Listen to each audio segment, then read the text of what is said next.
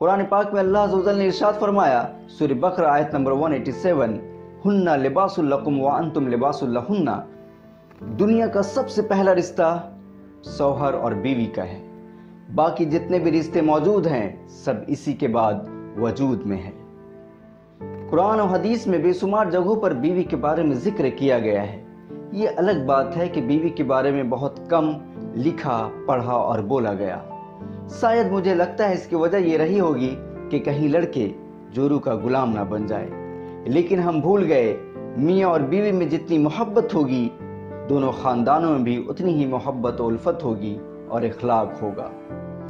कुरान पाक ने मियाँ और बीवी के बारे में जो कॉन्सेप्ट दिया है, दूसरा मुआसरा आज तक पेश नहीं कर पाया और ना ही क़यामत तक कर पाएगा। कुरान पाक में अल्लाह अज़्ज़ व जल ने इरशाद फरमाया, सूरह बकरा आयत नंबर 187, हुन्ना लिबासुल लकुम व अंतुम लिबासुल लहुन्ना। वो तुम्हारी लिबास है और तुम उसके लिबास। अल्लाह ने लिबास की मिसाल क्यों दी? क्योंकि लिबास इंसान को जीनत देती है। लिबास इंसान के दाग धब्बे और ऐब को छुपा लेती है। लिबास जिस्म के सबसे करीब होता है। यही सिफत मियाँ और बीवी में होती है। अगर नहीं है तो होनी चाहिए। अपनी माँ और बीवी को बेपनाह इज्जत और मोहब्बत दो, क्योंकि एक तुम्हें दुनिया में लेकर आई और दूसरी पूरी दुनिया को छोड़कर तुम्हारे पास आई। क्योंकि वो जानती है एक औरत के लिए उसका शौहर ही कुल कायनात होता है। बीवी अपने शौहर की आयनादार होती है। तुम उससे कहो वो खूबसूरत है, वो हर रोज निखरती जाएगी। तुम उससे कहो खिदमत गुजार है, वो मजीद खिदमत करेगी। तुम उसे सराहोगे, उसका एतमाद बढ़ेगा। लेकिन हर वक्त उसके अंदर नुक्स निकालते रहोगे तो तुम उसे खोखला कर दोगे। वो टेढ़ी पसली से निकली है, उसे सीधा करने की कोशिश में तुम उसे तोड़ दोगे। इसीलिए बीवी के साथ दोस्ती का रिश्ता रखो।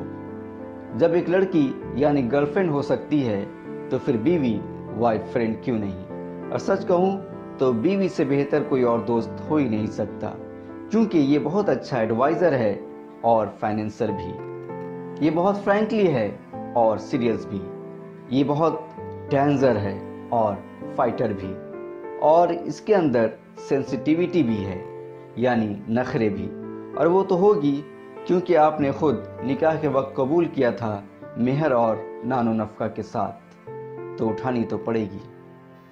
मियाँ बीवी का रिश्ता एक बल्ब की तरह होता है, और बल्ब तभी जलता है जब एक तार ठंडा और दूसरा तार गर्म हो, यानी न्यूट्रल और फेस।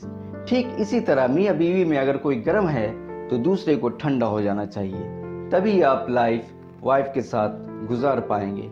जब दोनों गर्म तार ज्वाइंट हो जाए तो बल्ब ब्लास्ट हो जाएगा। ठीक उसी तरह अगर मियाँ बीवी दोनों गर्म हो जाए तो रिश्ते टूटने का खतरा बढ़ जाता है। ये झगड़ा इतना तूल पकड़ लेता है, ऐसा लगता है जैसे काला बादल आसमानों को घेर लिया हो, बिजली कड़क रही हो, सैलाब और तूफान तबाही मचाने ही वाली है कि अचानक दोनों ठंडा तार बल्ब में जुड़ जाता है। फिर ऐसा लगता है जैसे तूफान आने से पहले का सन्नाटा, जैसे कुछ हुआ ही नहीं हो। मियाँ बीवी का झगड़ा आम का अचार की तरह होता है, जो खट्टा और सॉल्टी होने के बावजूद भी चटकारे लेकर खाते हैं। तो भैया सबसे पहले तो मियाँ बीवी के झगड़े के बीच पड़ो ही मत, और अगर जाते भी हो तो सुलह करा दो। तोड़ने की कोशिश मत करो, वरना वो दोनों तो मिल जाएंगे, फर्स्ट तुम जाओगे।